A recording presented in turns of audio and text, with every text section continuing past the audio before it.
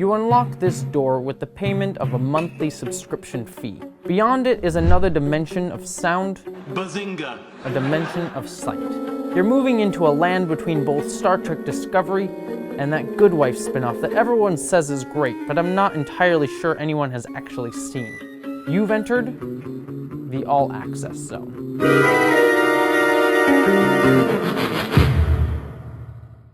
Postulated for your pondiferous pontification. In a world dominated by the increasing popularity of dark science fiction-themed anthology series like Black Mirror, Electric Dreams, and that one on Hulu that I keep meaning to check out. You know the one, with the creepy bunny suit. One tiny subscription service always determined to make a buck on the back of brand recognition decides to bring back the series that popularized the genre.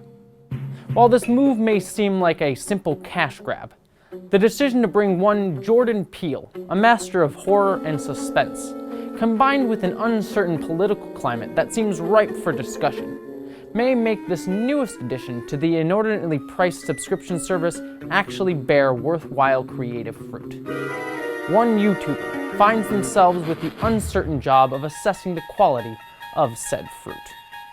But they may soon find that they may have bitten off more than they could chew with that particular fruit metaphor, as they enter the Twilight Zone.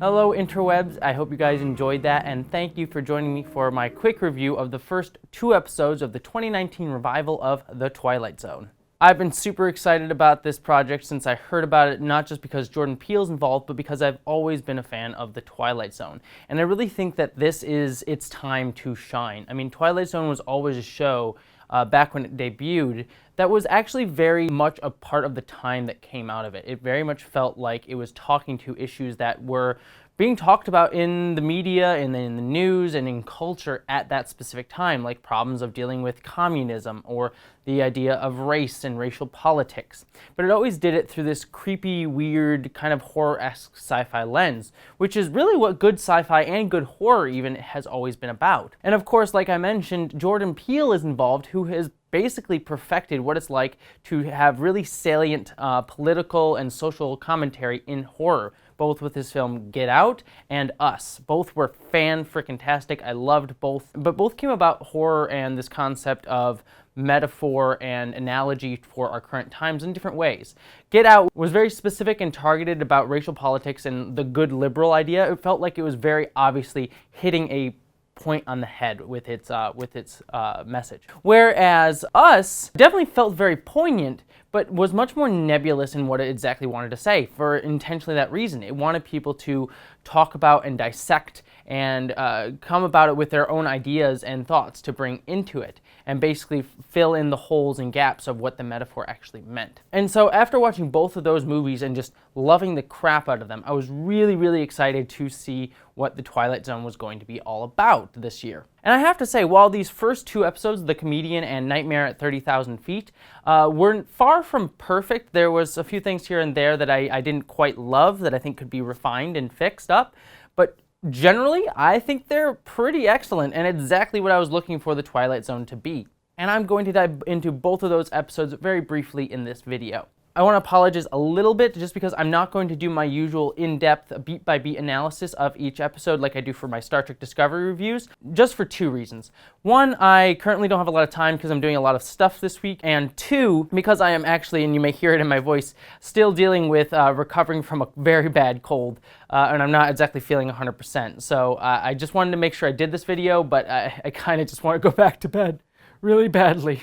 That being said, my current plan with these videos is I'm going to review every single episode of The Twilight Zone as it comes out. After this one, though, Twilight Zone is going to be releasing the same day as Star Trek Discovery on Thursdays, because CBS All Access just wants to ruin my Thursdays. It also makes it hard to review The Orville, which is another show I really wanted to watch that also comes out on Thursday. Still going to do my nightly Thursday reviews of Star Trek Discovery right after the episode airs and I get a chance to watch it. Fridays will be my normal video of some sort of analyses or other topic of whatever I choose, and then I will release my review of the Twilight Zone episode on Saturday. Once Star Trek Discovery ends, however, I will begin to be doing my nightly reviews of Twilight Zone that Thursday evening, just in the same spot that I had for Star Trek Discovery. The reason I'm doing this is because I have have a lot of stuff to do Thursdays, and I always wanted to make sure I got my Star Trek Discovery reviews out, but if I added the Twilight Zone review on top of that, I'd basically be doing my 9 to 5 job, Star Trek Discovery review, Twilight Zone review, and then going right to bed, which is going to be a really tough day for me. But I do want to make sure I review all of these because I am very excited about the show. Once Star Trek Discovery ends, I will be doing a season overall review of Star Trek Discovery on the normal Friday slot, and then I'll also be doing a season overall review of The Orville as well, because I've been keeping up on that even though I haven't been doing regular reviews, because I love The Orville as well. Alright, so now that I've gotten all the logistics out of the way, let's dive into the episodes. Alright, so the first episode up was The Comedian, starring Kumail Nanjiani. The Comedian is basically the story of a comedian, go figure, who is struggling to connect with his audience with his political comedy, and one night he finds himself meeting another famous comedian, Tracy Morgan, who says, make sure you tell them something that they can connect to, share something about your life, but when you talk about it, it may be gone. Kumail Nanjiani starts joking about his life, starting with his dog, and then progressively getting more and more in-depth to things that he wants to talk about, but he finds that once he makes a joke about something, it disappears from the universe. So first his dog, then his nephew, then his girlfriend's boss, and then some people in the crowd. Eventually he starts weaponizing this and trying to take out people that he thinks deserves it, that should never have existed in the first place. But then when he accidentally does so about his girlfriend's boss, he realizes that he's screwed too much up about his life and he's lost the things that he's cared about. He lost his girlfriend because he's joked about it. He put it up on stage. Basically, right at the precipice of having everything that he wanted, fame, fortune, even though he loses his girlfriend and a lot of his other friends, he decides to joke about himself. Instead of grasping at that fame and fortune, he decides to throw it all away and joke about himself, thereby making himself disappear, but bringing everyone else that he took away back into the world. We end the episode after Jordan Peele's excellent monologue to see that Kumail Nanjiani is now stuck up on the wall in the back of the comedy club as part of the painting, as part of the many faces that adorn that wall, with the implication being that a lot of those other people on that wall were also other comedians that fell to J.C. Wheeler. And J.C. Wheeler finally meets with one of Kumail Nanjiani's friends, Dee Dee, hinting that the cycle is never ending. And so first thing about this episode, I want to say, and for both of these episodes so far, the look and feel and tone is pitch perfect. It has this very creepy vibe that everything just feels a little bit off, which is kind of what you got in the original Twilight Zone series. Everything just gives you this sense of dread and suspense and just creeped out look, just through the music and the lighting and just the tone of things going on. Even when things are relatively normal, you have this sort of like creeping anxiety running through everything, and that's just absolutely perfect. We also get an amazingly strong performance by Kumail Nanjiani. I absolutely love him. I think he's a great comedian. He did a movie 2 years ago called The Big Sick that was absolutely fantastic, that I believe he wrote and was about his life. I think he plays a fictionalized version of himself in that movie, and it was just absolutely fantastic. Just great acting all around by him, and you really felt his fear and anxiety, and then also his like egotism, his narcissism shine through, just hitting every single beat that he should have, and really strong performance by Kumail Nanjiani here. So my biggest problem with the episode overall, The Comedian, is that everything felt a bit too telegraphed. I kind of knew exactly where this episode was going to go right when I knew what the twist was, that when he joked about something, it disappeared from the world forever. You know, you get the basic beats of what that's going to look like. He's going to accidentally lose something that he cares about, his nephew, and he's like, no, this is great, and he starts weaponizing it, and then he goes a bit too far, and then he realizes he needs to walk it back, and he either loses, and then the ending could either be he does go for the fame and fortune and loses everything, or he twists it and does it upon himself, which is the version that we got. Everything just felt a little bit too exactly what I thought that this episode was going to be. I did think that there were some really strong beats and moments within this episode, and really kind of shows what Jordan Peele is going for here. It's interesting that Kumail Nanjiani's jokes at first are very political. They're about gun control. But then J.C. Wheeler saying you have to be personal, you have to connect with them. And he has a resistance to it, basically saying, you know, that doesn't mean anything. If you just joke about your family, you're not actually making a point. But as we see throughout the episode, he takes his personal life and ends up weaponizing it and making it political and making it very targeted and making it very, not necessarily political in the sense of like, let's talk about Donald Trump, which he does have a joke about in there, but in the sense that like he's actually trying to make a change on the world that isn't necessarily always for the right reasons, but he is using his personal life to attack specific issues that he sees going on in the world around him.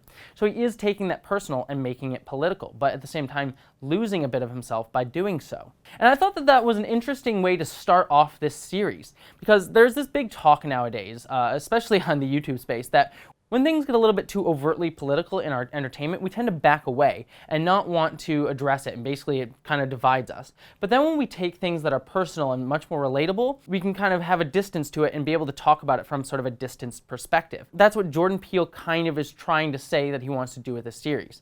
That this show is very targetedly political. I mean, we see that in the next episode as well. It's very much talking about specific issues of today. It doesn't want to say that it's not doing that. It wants to be very clear that this is a very political show and very much talking about the times that we're living in. But that being said, you can't go out and just be like, Donald Trump's a racist dickhead. Not because that you shouldn't be saying that, because I think he kind of is true. You need to do it in a somewhat more intelligent way so that we can have some sort of respectable distance to talk about it. So I think that's what this episode is very much about, that it's talking about how we weaponize our politics and our personal life. But by doing so, we kind of ostracize ourselves from the very things that we want to talk about. And this may be me putting my own interpretation in the episode. You're welcome to have your own interpretation, but that's sort of the fun of the show, that we are able to sort of put our own interpretations on what's going on. And I think that's what Jordan Peele is asking us to do with this, that we can kind of put our own biases and viewpoints into what's being said and kind of get out what we need from it to hear what we're talking about and sort of create these discussions. But I think that that's a very salient point, and that's what I really, really liked about this episode, that it kind of opened it up for that broader theme. And off my discussion of this, the last little bit where we see him in the wall basically reminds me a lot of The Shining, and I think that's intentional. The Shining, the movie at the end where Jack Torrance gets sucked into the painting, becomes part of the hotel, and Kumail Nanjiani basically becomes sucked in, becomes part of the comedy club. And so basically, in a way, he's found his fame. He's put up on this wall with a bunch of other comedians and people out there. He's kind of, in a way, got what he wanted, but obviously not in the way that he wanted or the way that he thought it was going to be. And there's this sense of the cyclical nature of things, obviously with J.C. Wheeler, and also with the fact that there are so many faces on that wall, that this just keeps happening. And so it asks the question is this escapable? Is this something that we just constantly do to ourselves? Is this the only way that we can find success? There are certain ways that he could have done things. He could have joked about J.C. Wheeler himself and made J.C. Wheeler go away and just kept things going as they were. But I just find this interesting question of, like, is this escapable? Or is it not escapable? Is this the way that we succeed? Do we have to give up something in order to say something salient? Or is there another way? And I think that's sort of the question here, and I'll leave that open for your interpretation. I also will want to say on this episode, as with the next episode, Jordan Peele's monologues are fantastic. He really captures the essence of Rod Serling, but kind of puts his own twist on it. We definitely know it's Jordan Peele doing Jordan Peele with a sort of Rod Serling twist on it, but you definitely feel the little elements of Rod Serling's delivery in Jordan Peele's performance there. Very strong, and I really love when he shows up and how he shows up. The next one, Nightmare at 30,000 Feet. Now this one got a bunch of tepid reviews online, and I have to say, initially I kind of agreed. I was very much on the side of, like, this is okay, it's not great, it's not bad, until I saw the end of the episode, and I'll get to that in a second, but I thought the end of the episode really tied this all together in a really interesting package that, again, goes to the point of it's being very political and very targetedly so, but in a way that isn't directly addressing kind of the issues going on, but kind of the broader feelings and cultural moment that we're in at this current time. So with Nightmare at 30,000 Feet, it's basically a retelling of Nightmare at 20,000 Feet, which is one of my favorite episodes of the original Twilight Zone series, not the least of which because it starred William Shatner, the great Captain Kirk himself. But in this version, instead of there being a creature monkey thing on the wing, our main character finds a podcast that basically tells the story of the plane that he is in going down and tries to stop it, but eventually finds out that by trying to stop it, he's actually the one that caused it. In the end, when they land, he finds that everyone actually did survive despite his mistakes, but that he actually gets killed by those people around him because he's the one responsible, and no one ends up knowing what happened to him, and they get away with it. Kind of felt very Nightmare on Elm Street, which is another Twilight Zone episode. It's kind of where everyone sort of gangs up on each other and no one's the villain, really.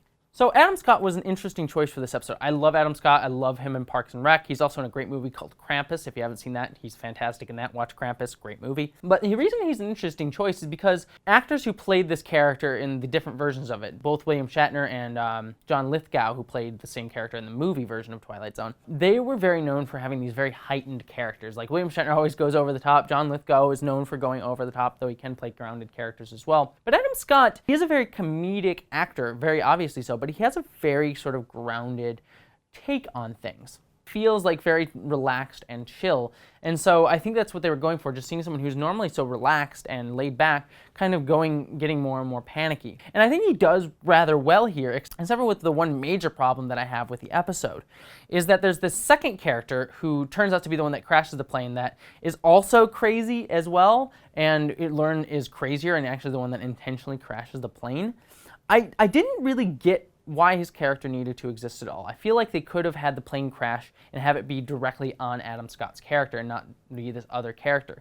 And it kind of also prevented Adam Scott from ever really reaching that heightened sense of like, oh my god, I'm going crazy, and just everyone's sort of like looking at him like, what?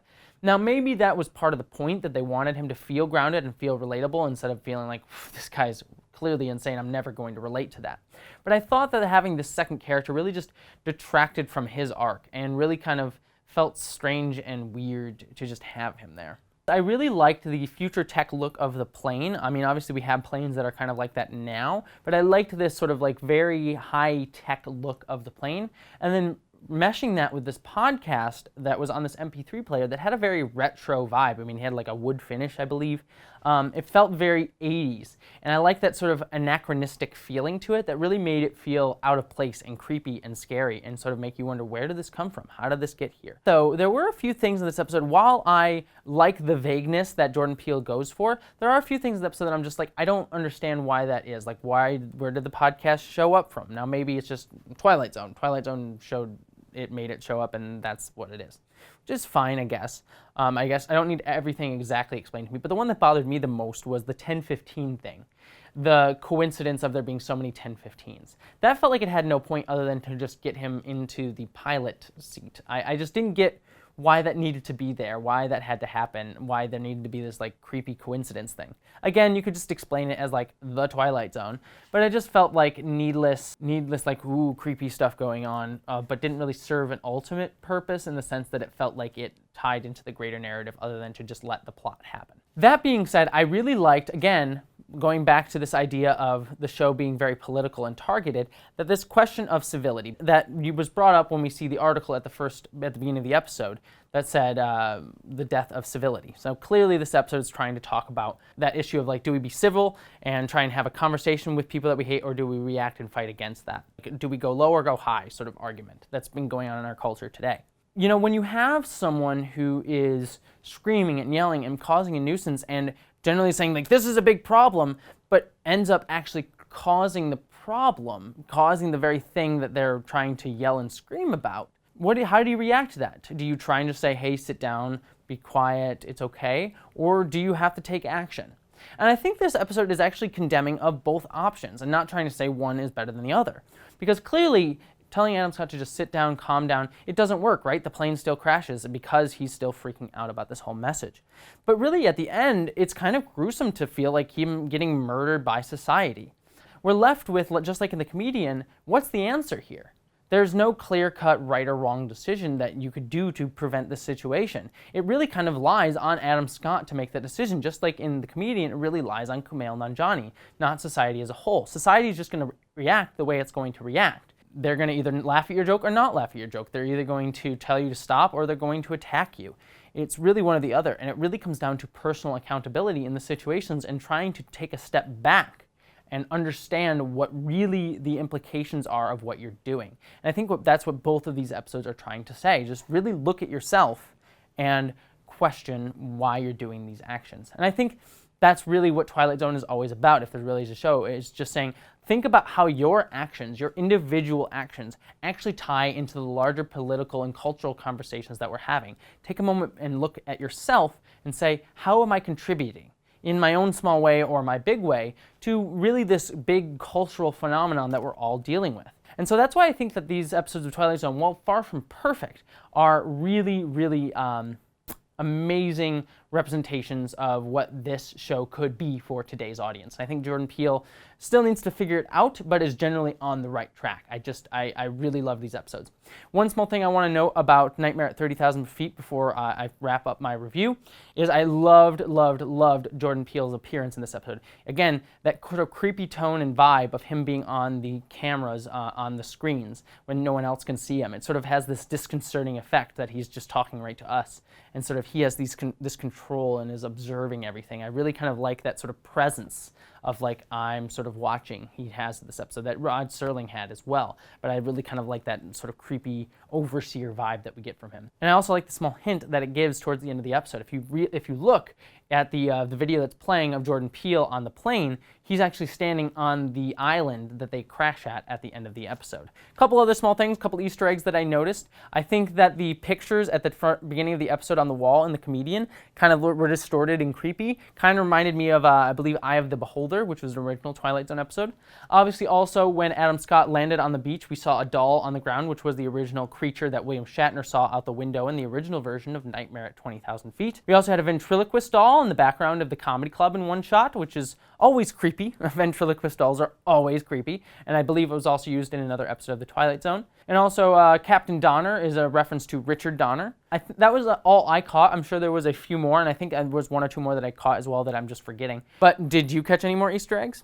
Anyways, that's it for this review of The Twilight Zone episodes 1 and 2. Really fantastic work. I'm really excited to see where these are going, and I really, at this point, think that while Jordan Peele is far from perfect, I am pretty much going to be on board with anything he does at this point, because he is absolutely fantastic. Alrighty, folks, that's it. Till next time, live long and prosper. Presented for your continued amusement and commenting consideration. A YouTuber of indeterminate gender who just wants to entertain. However, in order to obtain the audience they seek, they must ask you to please subscribe to their channel, in order to not miss the cornucopia of content that releases each and every Friday. They must also make an impassioned cry for all those who can hear, consider giving to their Patreon page, in order that they might increase the quality of said content. What remains to be seen is if that cry will be heard when it comes from deep within the recesses of the Twilight Zone, also known as YouTube.